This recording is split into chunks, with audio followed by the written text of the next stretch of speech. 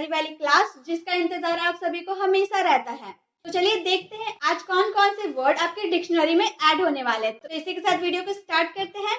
हमारा सबसे पहले वर्ड है टर्न कोट। यहाँ पे प्रोनाउंसिएशन आप अच्छे से कीजिए, मैंने उच्चारण लिख रखा है टर्न कोट। टर्न कोट का हिंदी मीनिंग होता है दल बदलू या विश्वासघाती।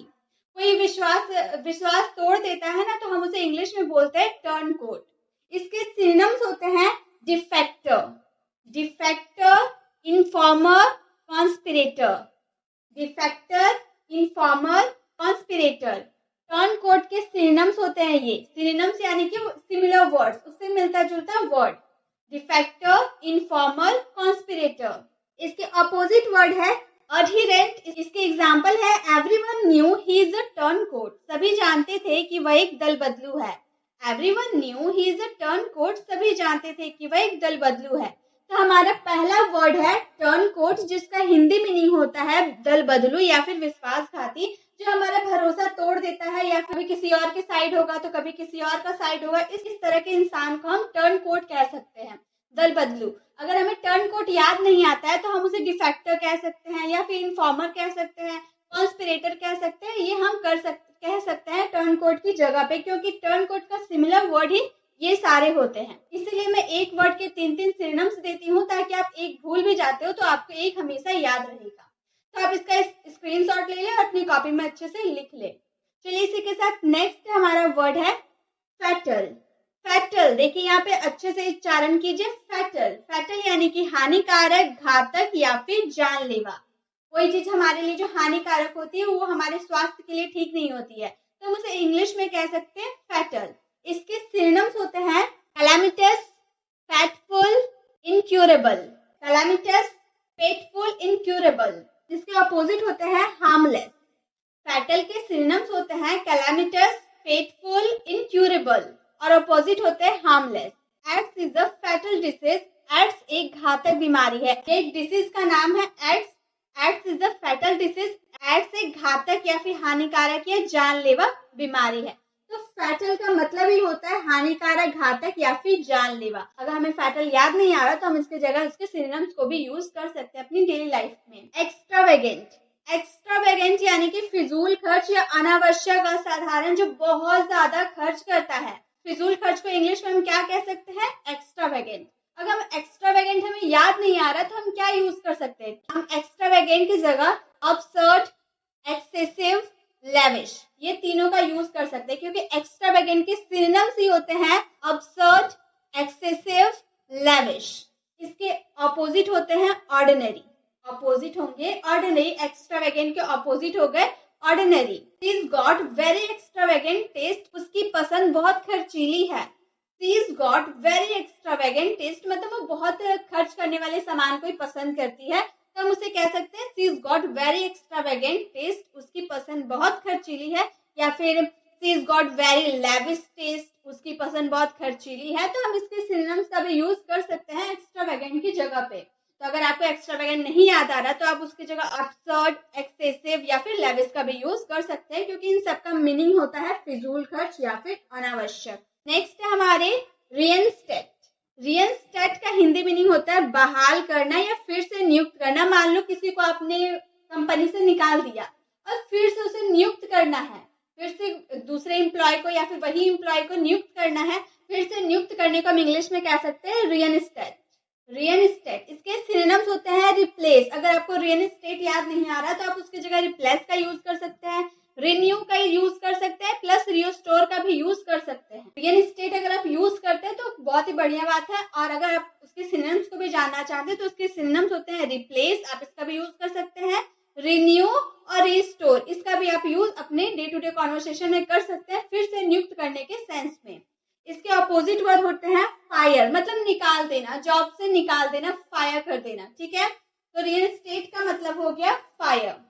रिइंस्टेट का ऑपोजिट हो गया fire. The boss had to reinstate the employee. Boss को कर्मचारी को बहाल करना पड़ा या फिर बॉस को कर्मचारी को फिर से नियुक्त करना पड़ा। तो आप रिइंस्टेट की जगह आप रिप्लेस, रिन्यू या फिर रिस्टोर का भी यूज कर सकते हैं। उन्हें कोई दिक्कत नहीं है, क्योंकि इन सबका मतलब ही होता है फिर से नियुक्त करना। ठीक है, तो रिइंस्टेट का मतलब हम लोगों ने क्या सीखा? बहाल करना या फिर से नियुक्त करना, किसी को निकाल के फिर से उसको नियुक्त करना। ठीक है, नेक्स्ट है हमारा रिमोर्स।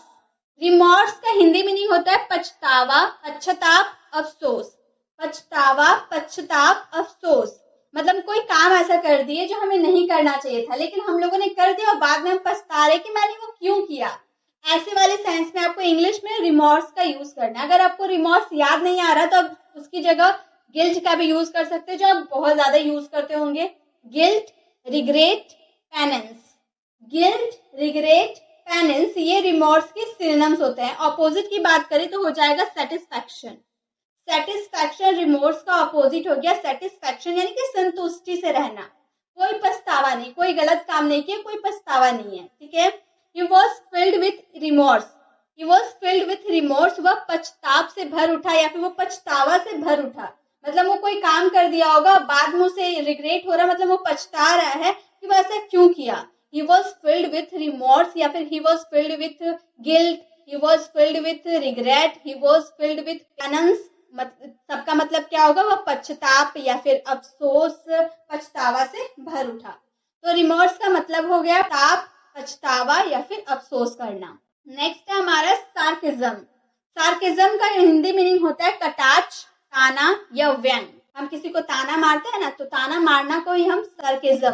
इसके सिनोनिम्स होते हैं banter, bitterness, contempt. Banter, bitterness, contempt.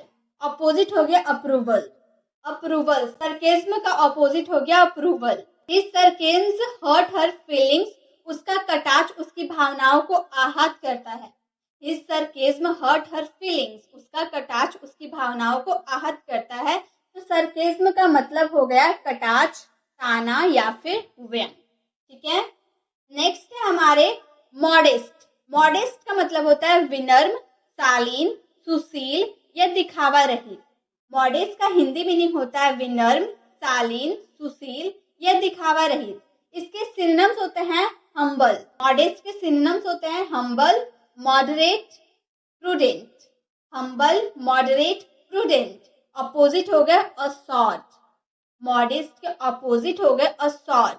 He is a very modest person, वो बहुत विनम्र इंसान है। ही is a very modest person, वह बहुत विनम्र है या फिर शालीन है, सुशील है, दिखावा रहित इंसान है। तो आप मॉडेस्ट की जगह हम्बल, मॉडरेट या प्रूडेंट का यूज कर सकते हैं अपने डेली सेंटेंसेस में। ठीक है, तो मॉडेस्ट का मतलब ही क्या होता है? विनम्र होना।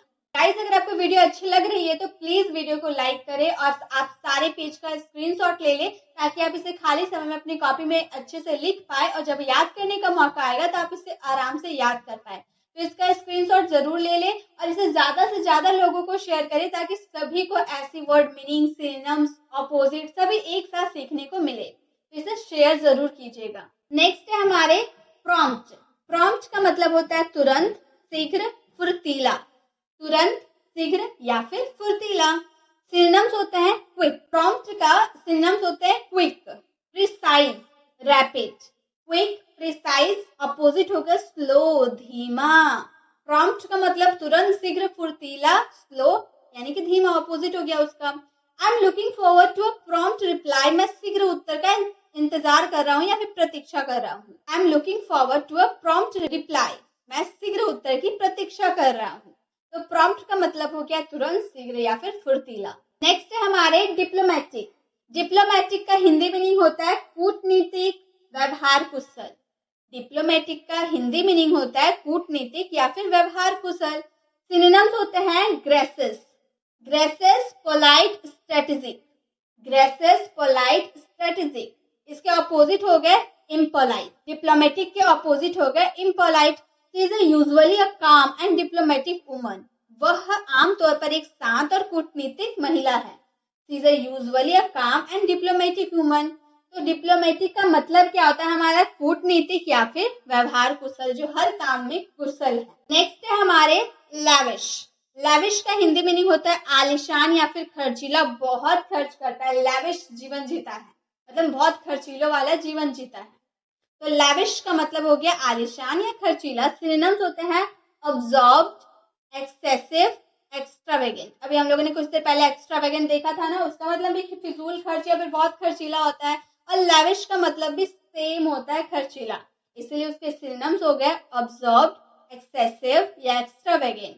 और अपोजिट हो गए मॉडेस्ट, अपोजिट, लेविश का अपोजिट हो गए मॉडेस्ट, या फिर आप ऑर्डिनरी का भी यूज कर सकते हैं। They live a very lavish life style, वे बहुत भव्य जीवन शैली जीते हैं। They live a very lavish life style, वे बहुत भव्य जीवन जीते हैं। तो लेविश का मतलब हमारा हो गया आलीशान या फिर खर्चीला। नेक्स्ट है हमारे हसल। हसल का मतलब होता है किसी काम को ऊर्जा और तीव्रता के साथ उत्साह से करना, मतलब कोई काम में मन लग गया, उसे पूरी एनर्जी के साथ जल्दी जल्दी उत्साह एक्साइटमेंट के साथ करना कोई काम, उसी को हम हिंदी इंग्लिश में कहते हैं हसल। इसके सिनोनिम्स होंगे रस, हैसन, स्पीड। रस, हैसन, स्पीड। ऑपोजिट हो गया slowness, slowness. Come on guys let's hustle, चलो दोस्तों और एनर्जी के साथ काम करते हैं। Come on guys let's hustle, चलो दोस्तों और एनर्जी के साथ काम करते हैं। नेक्स्ट है हमारे ड्वार्फ। ड्वार्फ का मतलब होता है बौना या फिर नाटा। बौना या फिर नाटा को हम बोलेंगे ड्वार्फ। सिनोनिम्स होते हैं mini, tiny, miniature. Mini, tiny, miniature. Opposite हो गए टॉल। ड्वार्फ का अपोजिट हो गए टॉल, और ड्वार्फ के सिनोनिम्स हो गए मिनी, टाइनी या मिनिएचर। इसके एग्जाम्पल है सी इज अ ड्वार्फ, वह बौना है, या फिर वह नाटा है, ही इज अ ड्वार्फ, या फिर आप बोल सकते हैं ही is a tiny, he is a miniature, he is a mini. इसका भी यूज आप ड्वार्फ की जगह कर सकते हैं। ही इज अ ड्वार्फ, वह बौना है। अब है आइडेंटिकल। आइडेंटिकल का हिंदी मीनिंग होता है बिल्कुल समान, एक जैसा या समरूप, जैसे कि दोनों एक जैसा लगते हैं तो हम उसे कह सकते हैं आइडेंटिकल। आइडेंटिकल का मतलब भी होता है बिल्कुल समान, एक जैसा। इसके सिनोनिम्स होते हैं डुप्लीकेट। डुप्लीकेट तो हमने काफी बार सीखा है, काफी बार हम यूज करते हैं डुप्लीकेट का, उसका मतलब भी तो एक जैसा होता है। Exact, carbon copy. Duplicate, exact, carbon copy. Opposite हो गया डिफरेंट। आइडेंटिकल का अपोजिट डिफरेंट, यानी कि अलग अलग, एक समान नहीं, अलग अलग। तो आइडेंटिकल का हिंदी मीनिंग बिल्कुल समान, एक जैसा या समरूप। सिनोनिम्स होते हैं डुप्लीकेट, एग्जैक्ट, कार्बन कॉपी, और अपोजिट वर्ड हो गया डिफरेंट। एग्जाम्पल है I have got 3 identical blue shirts, मेरे पास 3 एक जैसी नीली कमीजें हैं। I have got 3 identical blue shirt, मेरे पास 3 एक जैसी नीली कमीजें हैं। नेक्स्ट है हमारा स्टूप। स्टूप का मतलब होता है नीचे आना या फिर नीचे गिरना। नीचे आना या फिर नीचे गिरना के सिनोनिम्स होते हैं ड्रूप, सैग, स्लम्प। ड्रूप, सैग, स्लम्प। स्टूप के सिनोनिम्स होते हैं ड्रूप, सैग, स्लम्प। अपोजिट हो गया इंक्रीज। स्टूप के अपोजिट हो गया increase. I can't believe you can stoop so low, मुझे यकीन नहीं होता कि आप इतने नीचे गिर सकते हो। आई कांट बिलीव, मुझे यकीन नहीं होता, यू कैन स्टूप सो लो, आप इतना नीचे गिर सकते हैं। स्टूप का मतलब हो गया नीचे आना या फिर नीचे गिरना। नेक्स्ट है हमारे इरिस्पेक्टिव। इरिस्पेक्टिव का मतलब होता है कि परवाह किए बिना, मतलब इरिस्पेक्टिव। इसके सिनोनिम्स होते हैं disregarding, disregardless, disregarding, disregardless, no matter. Opposite हो गया अटेंटिव। इरिस्पेक्टिव के सिनोनिम्स होते हैं डिसरिगार्डिंग, डिसरिगार्डलेस, नो मैटर, और अपोजिट हो गया attentive. The law apply to everyone irrespective of their caste. कानून सभी पर लागू होता है चाहे उसकी जाति कुछ भी हो। The laws apply to everyone irrespective of their caste. कानून सभी पे लागू होता है चाहे उसकी जाति कुछ भी हो। तो इरिस्पेक्टिव का मतलब होता है कि परवाह किए बिना। नेक्स्ट हमारा है डिवॉइड। डिवॉइड का हिंदी मीनिंग होता है रहित या फिर वंचित। डिवॉइड का हिंदी मीनिंग रहित या फिर वंचित। सिनोनिम्स होते हैं bare, lacking, barren. Bare, lacking, barren. Opposite हो गया कंप्लीट। डिवॉइड के opposite complete. The food was completely devoid of taste. भोजन पूरी तरह से स्वाद से रहित था। The food was completely devoid of taste. भोजन पूरी तरह से स्वाद से रहित था, मतलब स्वाद था ही नहीं वहां। फूड में, खाना में कोई स्वाद नहीं था, तो हम स्वादहीन को हम कह सकते हैं डिवॉइड। अवर्स। अवर्स का हिंदी मीनिंग होता है प्रतिकूल, विपरीत या विरुद्ध। अवर्स का हिंदी मीनिंग प्रतिकूल, विपरीत, विरुद्ध। सिनोनिम्स होते हैं allergic, unwilling, reluctant. Allergic, unwilling, reluctant, opposite हो गए विलिंग। अवर्स का अपोजिट हो गया willing. He was averse to any change. He was averse to any change. वह किसी भी बदलाव का विरोधी था। He was averse to any exchange. वह किसी भी बदलाव का विरोधी था। तो averse का मतलब होता है प्रतिकूल, विपरीत या फिर विरुद्ध। नेक्स्ट है हमारे ऑब्लिगेशन। ऑब्लिगेशन का हिंदी मीनिंग होता है कर्तव्य, दायित्व, आभार या प्रतिज्ञा। कर्तव्य, दायित्व, आभार या प्रतिज्ञा। सिनोनिम्स हो गए accountability, commitment, responsibility. Accountability, commitment, responsibility. और अपोजिट हो गए इररिस्पॉन्सिबल। इररिस्पॉन्सिबल ऑब्लिगेशन के अपोजिट हो गए irresponsible. I am under no obligation to do it. मैं इसे करने के लिए बाध्य नहीं हूं। I am under no obligation to do it. मैं इसे करने के लिए बाध्य नहीं हूं। ठीक है। नेक्स्ट है हमारे अक्वेंटेंस। अक्वेंटेंस का हिंदी मीनिंग होता है परिचय या जान पहचान। अक्वेंटेंस का हिंदी मीनिंग होता है परिचय या जान पहचान। सिनोनिम्स होते हैं apprise, inform, notify. Apprise, inform, notify. Opposite हो गया डिसएग्रीमेंट। यू कैन जज her on such A short acquaintance. आप उसे इतने कम परिचय में जज नहीं कर सकते। यू कांट जज her on such A short acquaintance. Intelligence. Intelligence का हिंदी मीनिंग होता है आसक्ति या लत। इंटेलिजेंस का हिंदी मीनिंग आसक्ति या फिर लत। सिनोनिम्स होते हैं satisfaction, fulfilment, gratification. Satisfaction, fulfilment, gratification. Opposite हो गए डिनाइल। इंटेलिजेंस का अपोजिट हो गया denial. Chocolate is my only intelligence. Chocolate मेरी एकमात्र लत है। Chocolate is my only intelligence. Chocolate मेरी एकमात्र लत है। नेक्स्ट है हमारे इंक्लिनेशन।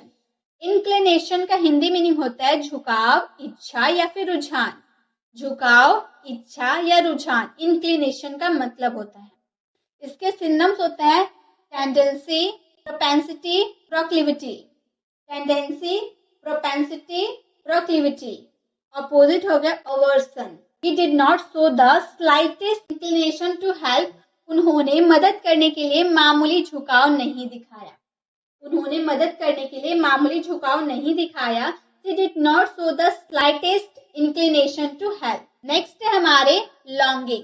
longing का हिंदी मीनिंग होता है तीव्र इच्छा, बेकरारी, ललक या तरसना। longing का मीनिंग होता है तीव्र इच्छा, बेकरारी, ललक या फिर तरसना। सिनोनिम्स होते हैं ambition, aspiration, craving. Ambition, aspiration, craving. Opposite हो गया डिस्गस्ट। लॉन्गिंग के अपोजिट हो गया disgust. I am longing to meet her. मैं उससे मिलने के लिए तरस रहा हूँ। I am longing to meet her. मैं उससे मिलने के लिए तरस रहा हूँ। तो तरसना को इंग्लिश में हम बोलेंगे लॉन्गिंग। नेक्स्ट है हमारे ग्रीवियस को हिंदी में बोलेंगे क्षतिकर, पीड़ाजनक, कष्टदायक या दुखद। ग्रीवियस, ग्रीवियस मीन्स क्षतिकर, पीड़ाजनक, कष्टदायक या फिर दुखद। सिनोनिम्स होते हैं appalling, appalling, atrocious, shocking. Appalling, atrocious, shocking. Opposite हो गए bearable, bearable. Her that was grievous shock. और that was a grievous shock. उसकी मौत एक दुखद झटका था, यानी कि पीड़ाजनक था। और that was a grievous shock. उसकी मौत एक दुखद झटका था या फिर कष्टदायक था। तो ग्रीवियस का मतलब हो गया क्षतिकर, पीड़ाजनक, कष्टदायक या फिर दुखद। अब है इन्फ्रिजमेंट। इन्फ्रिजमेंट का हिंदी मीनिंग होता है अतिक्रमण या उल्लंघन। अतिक्रमण या उल्लंघन। सिनोनिम्स होते हैं infarction, invention, violation. Infarction, invention, violation. Opposite हो गया ओबीडियंस, ओबीडियंस। इन्फ्रिजमेंट का अपोजिट हो गया obedience. Infringement of the regulation is punishable. नियमों का उल्लंघन दंडनीय है। दंडनीय यानी कि पनिशेबल, उल्लंघन यानी कि इन्फ्रिजमेंट, और नियमों यानी कि regulation. Infringement of the regulation is punishable. नियमों का उल्लंघन दंडनीय है। नेक्स्ट है लिबर्टी। लिबर्टी का हिंदी मीनिंग होता है स्वतंत्रता या फिर आजादी। लिबर्टी का हिंदी मीनिंग स्वतंत्रता या फिर आजादी। सिनोनिम्स होते हैं freedom, independence, autonomy. Freedom, independence, autonomy. Opposite हो गया डिपेंडेंस। लिबर्टी का opposite dependence. You are at liberty to say what you like, तुम जो चाहो कहने के लिए स्वतंत्र हो, मतलब आजाद हो। You are at liberty to say what you like. Next है हमारे बुफे। बुफे या बफे, आप इसे टी का उच्चारण नहीं करते, आप इसे बफेट नहीं पढ़ सकते, बफे या फिर बुफे। छोटी भोजनालय या आहार कक्ष को हम बुफे कहते हैं। सिनोनिम्स होते हैं cafeteria, self, side board. Cafeteria, self, side board. Opposite हो गया बी केयरलेस। बुफे का अपोजिट हो गया be careless. The dinner will be served buffet style. रात्रि भोजन को बफे शैली का परोसा जाएगा। रात्रि भोजन को बफे शैली में परोसा जाएगा। The dinner will be served buffet style. तो बुफे का मतलब होती है छोटी भोजनालय या फिर आहार कक्ष। नेक्स्ट है इंटॉलरेबल। इंटॉलरेबल का हिंदी मीनिंग होता है असहनीय, और टॉलरेबल को हम सहनीय कह सकते हैं, इंटॉलरेबल को हम असहनीय कहते हैं। सिनोनिम्स होते हैं extreme, impossible, unbearable. Extreme, impossible, unbearable, और अपोजिट हो गया टॉलरेबल। टॉलरेबल जो मैंने अभी बताया आपको, इनटॉलरेबल का अपोजिट टॉलरेबल यानी कि सहनीय। हर बिहेवियर हैज कम इनटॉलरेबल, उसका व्यवहार असहनीय हो गया है। हर बिहेवियर हैज बिकम इनटॉलरेबल, तो इनटॉलरेबल को हिंदी में हम कहते हैं असहनीय। नेक्स्ट है हमारे कॉजी। कॉजी का हिंदी मीनिंग होता है आरामदायक। कॉजी यानी कि आरामदायक। सिनोनिम्स होते हैं comfortable, intimate, snug. Comfortable, intimate, snug. Opposite हो गया अनकंफर्टेबल। कॉजी यानी कि आरामदायक, और इसका अपोजिट हो गया अनकंफर्टेबल, मतलब आरामदायक नहीं है। द रूम वॉज कॉजी, कमरा आरामदायक है। द रूम वॉज कंफर्टेबल, कमरा आरामदायक है, तो आप कॉजी की जगह इसका भी यूज कर सकते हैं, कोई दिक्कत नहीं है। द रूम वॉज कॉजी, कमरा आरामदायक है, तो कॉजी का मतलब आरामदायक। नेक्स्ट है इंटरनल। इंटरनल का हिंदी मीनिंग होता है अविनाशी या अनश्वर। इंटरनल का हिंदी मीनिंग अविनाशी या अनश्वर। सिनोनिम्स होते हैं कंटिन्यूड, एबिडिंग, बाउंडलेस। अपोजिट हो गए बाउंडेड। इंटरनल के अपोजिट हो गए bounded. I am tired of your internal argument, मैं तुम्हारी कभी ना खत्म होने वाले तर्कों से थक गया। I am tired of your internal arguments. Arguments यानी कि तर्क, और इंटरनल यानी कि कभी ना खत्म होने वाला, और अनस्वर, ठीक है, अनस्वर यानी कि जो कभी खत्म नहीं होता है। तो I am tired of your internal arguments, मैं तुम्हारी कभी ना खत्म होने वाले तर्कों से थक गया हूँ। नेक्स्ट है हमारे फ्लोरिश। फ्लोरिश का हिंदी मीनिंग होता है फलना फूलना या सफल होना। फ्लोरिश यानी कि फलना फूलना या सफल होना। सिनोनिम्स होते हैं thrive, prosper, succeed. Thrive, prosper, succeed. Opposite हो गए फेल। फ्लोरिश के अपोजिट हो गए fail. Our new YouTube channel is flourishing, हमारा नया यूट्यूब चैनल फल फूल रहा है या फिर सफल हो रहा है। Our new YouTube channel is flourishing. तो फ्लोरिश का मतलब होता है फलना फूलना या फिर सफल होना। नेक्स्ट है हमारे फिकल। फिकल का हिंदी मीनिंग होता है अस्थिर, चंचल या बैठी खाना। अस्थिर, चंचल या बैठी खाना। सिनोनिम्स होते हैं capricious, unpredictable, tangible. Capricious, unpredictable, tangible. Opposite हो गए स्टेबल। फिकल का अपोजिट हो गया stable. It's the third time that he was changed his mind, he is so fickle. वह तीसरी बार है कि उसने अपना मन बदल लिया, वह बहुत अस्थिर है। It's the third time that he was changed his mind, he is so fickle. तो फिकल यानी कि अस्थिर, चंचल या फिर बैठी खाना। नेक्स्ट एंड लास्ट हमारा है इम्पेरेटिव। इम्पेरेटिव का हिंदी मीनिंग होता है अनिवार्य या फिर अत्यावश्यक। अनिवार्य या फिर अत्यावश्यक। सिनोनिम्स होता है कंपल्सरी, इमीडिएट, क्रिटिकल। इम्पेरेटिव के सिनोनिम्स होते हैं कंपल्सरी, इमीडिएट या फिर क्रिटिकल। अपोजिट होते हैं complementary. In business good behaviour is imperative, व्यापार में अच्छा व्यवहार अनिवार्य है। In business good behaviour is imperative, व्यापार में अच्छा व्यवहार अनिवार्य है। तो गाइस, इसी के साथ आप सारे स्लाइड का स्क्रीनशॉट ले ले और इसे अच्छे से कॉपी में नोट्स बना ले। अभी तक तो मैंने आपको बहुत सारे वोकैबुलरी सिखा चुकी हूँ और भी आप लोगों के लिए ऐसी वीडियोस लाती रहूंगी। तो इसके लिए आपको चैनल को सब्सक्राइब जरूर करना होगा और बेल आइकन को जरूर क्लिक करें, ताकि जब भी मैं ये वोकैबुलरी वाली क्लास लेकर आऊंगी आप तक नोटिफिकेशन मिलती रहेगी। तब तक के लिए कीप लर्निंग।